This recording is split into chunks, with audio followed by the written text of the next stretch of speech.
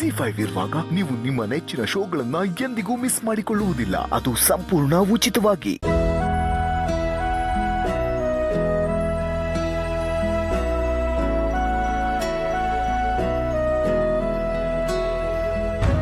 ವರ ವರ ಕಾಫಿಗಳು ಎಷ್ಟೊತ್ತಾಯ್ತು?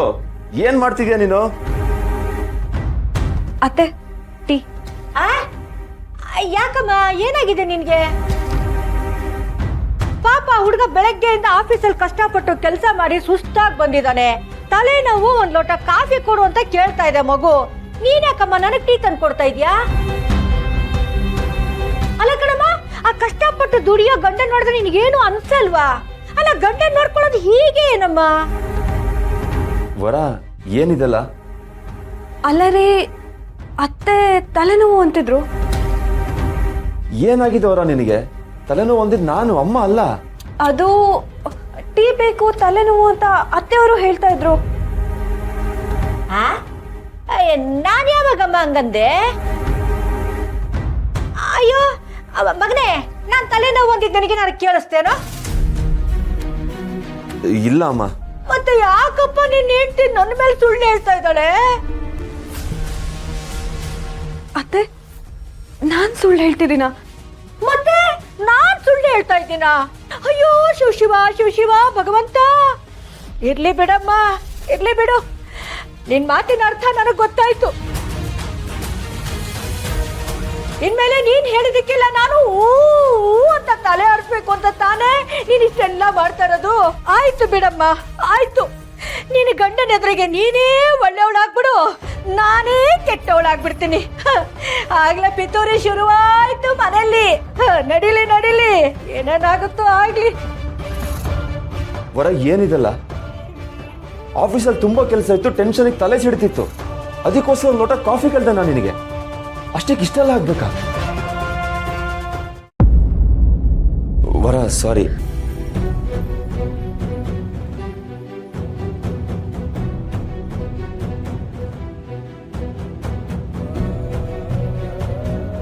ಯಾಕೀಗ ಆಗ್ತಿದೆ?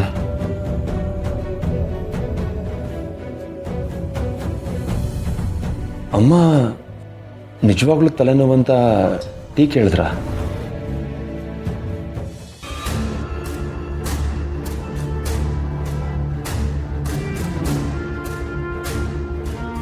ಏ ಇಂದ್ರ, ಏನೇ ನೀನ್ ಮಾಡ್ತಿರೋದು?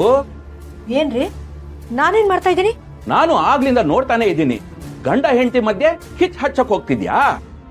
ಅವರಿಬ್ರು ಮದ್ವೆ ಆಗಿದ್ದಾರೆ, ಮಗ ಸೊಸೆ ಸಂತೋಷವಾಗಿ ಬಾಳ್ಲಿ ಅಂತ ಅನ್ಕೊಳ್ಳೋದ್ ಬಿಟ್ಟು ಅವರಿಬ್ರು ಮಧ್ಯನೇ ಮನಸ್ತಾಪ ತಂದಿಡ್ತಿದ್ಯಲ್ಲ. ನೋಡಿ, ಸುಮ್ನೆ ನನ್ನ ಮೇಲೆ ನೀವು ಅಪವಾದ ಹೊರಿಸ್ಬೇಡಿ.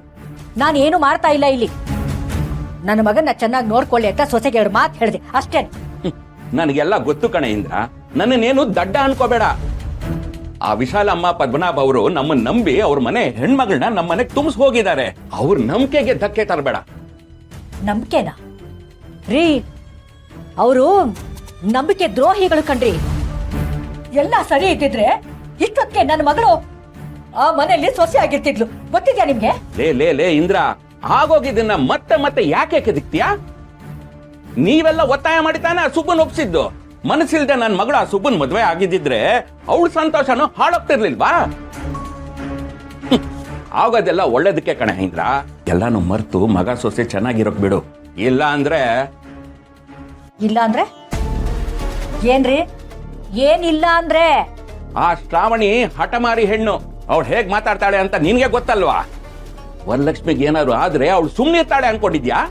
ಶ್ರಾವಣಿ ಶ್ರಾವಣಿ ಶ್ರಾವಣಿ ಏನು? ಆ ಶ್ರಾವಣಿ ದೇವಲೋಕದಿಂದ ಇಳಿದು ಬಂದಿದ್ದಾಳ? ಅದೇನಾಗುತ್ತೋ ಹಾಗೆ ಬಿಡ್ಲಿರಿ. ಅವಳ ನೋಡೇ ಬಿಡ್ತೀನಿ.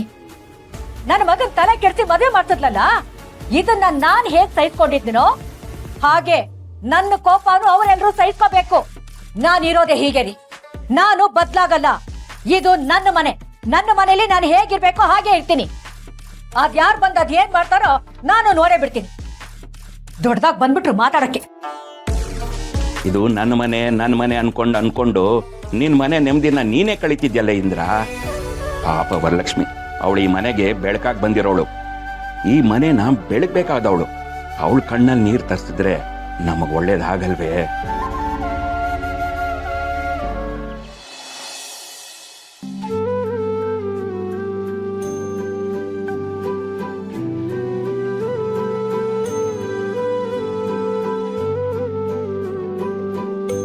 ಮಾವ ಹ್ಮ್ ಸುಬ್ಬುಗೆ ನಾವು ಬಂದಿರೋ ವಿಷಯ ಆಲ್ರೆಡಿ ಗೊತ್ತಾಗಿರುತ್ತೆ. ಅವರು ಅತ್ತೆ ಹತ್ರ ಹೇಳಿರ್ತಾರ? ಅಂಥದ್ದೇನಿಲ್ಲ ಶ್ರಾವಣಿ ಮರೆ, ಎಷ್ಟೋ ದಿನ ಆದ್ಮೇಲೆ ಅಮ್ಮ ಮಗ ಸೇರಿದ್ದಾರೆ. ಅಂಥದ್ರಲ್ಲಿ ಅವ್ರ ಮಧ್ಯೆ ಮಾತಾಡೋ 1000 ಇರುತ್ತೆ. ಒಂದು ವೇಳೆ ಸುಬ್ಬು ಅವಳಿಗೆ ಹೇಳ್ದ ಅಂತ ಅನ್ಕೊಳ್ಳಿ, ಅವಳು ನೇರವಾಗಿ ಇಲ್ಲಿ ಬರ್ತಾಳೆ, ನನಗೆ ಬಾಯಿಗೆ ಬಂದಾಗ ಬೈತಾಳೆ. ಅವಳ ಮುಂದೆ ಈ ಅಂತ ಅಲ್ಲಿಗಿಂದು ಬಿಡ್ತೀನಿ. ಸುಬ್ಬುನ ಕ್ಷಮಿಸಿ ಕರಗೋ ಹಾಗೆ ನಾನು ಕ್ಷಮಿಸ್ಬಿಡ್ತಾಳೆ. ಅದು ಸರಿ ಅನ್ನಿ. ಹಾಗಾದ್ರೆ ಮಾವ ಅತ್ತೆ ನನ್ನನ್ನು ಕ್ಷಮಿಸ್ತಾರಾ? ಅಯ್ಯೋ ಅಯ್ಯೋ, ಖಂಡಿತ ಶ್ರಾವಣಿ ಮರೆ. ಆಬೇಕು ಕೊಡಮ್ಮ. ಏ ಸುಮ್ಮನೆ ಇರೋ. ಅಯ್ಯೋ ಬಂದ್ರು ಬಂದ್ರು ಬಂದ್ರು. ಸುಬ್ರಹ್ಮಣ್ಯ, ಮನೆಗೆ ಹೋಗ್ತಿದ್ದಂಗೆ ನಿಂಗೆ ಏನೇನ್ ಬೇಕು ಅಂತ ಹೇಳು, ನಾನು ಅದನ್ನೆಲ್ಲ ಮಾಡಾಕ್ತೀನಿ. ಬೆಣ್ಣೆ ಮಸಾಲೆ ಬೇಕು ಫಸ್ಟ್ ನಂಗೆ. ಅಯ್ಯೋ ನನ್ ಬಂಗಾರ್.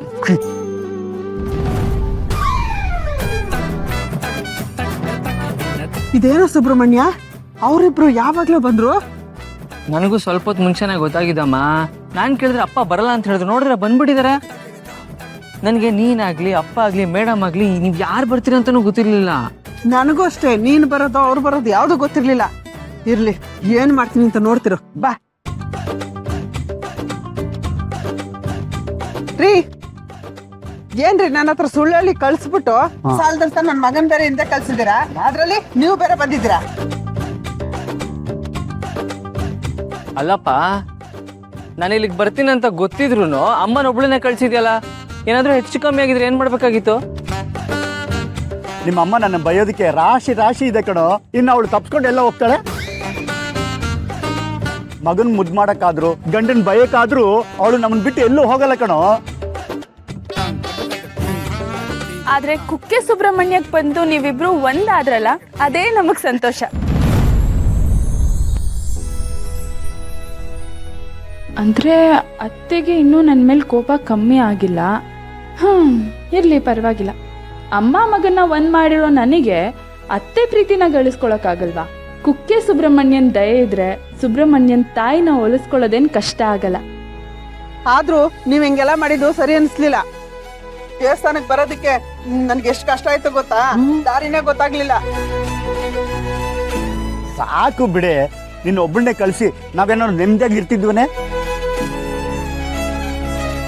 ನಿಮ್ ಮನೆಯಿಂದ ಹೊರಟ ಮೇಲೆ ನಾನು ಶ್ರಾವಣಿ ಅಮ್ಮೋರು ಯಾವಾಗ್ಲೂ ನಿನ್ ಬೆನ್ನಿಂದನೇ ಇರ್ತಿದ್ವಿ.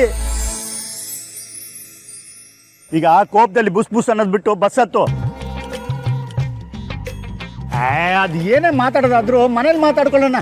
ಅತ್ತೆ ನಿಮ್ ಹತ್ರ ನನ್ಗೇನ್ ಮಾತು? ನನ್ ಮಗನ ಹತ್ರ ಮಾತಾಡ್ಕೊಂಡ್ ಬರ್ತೀನಿ. ನಡಿಯೋ ಬಾ.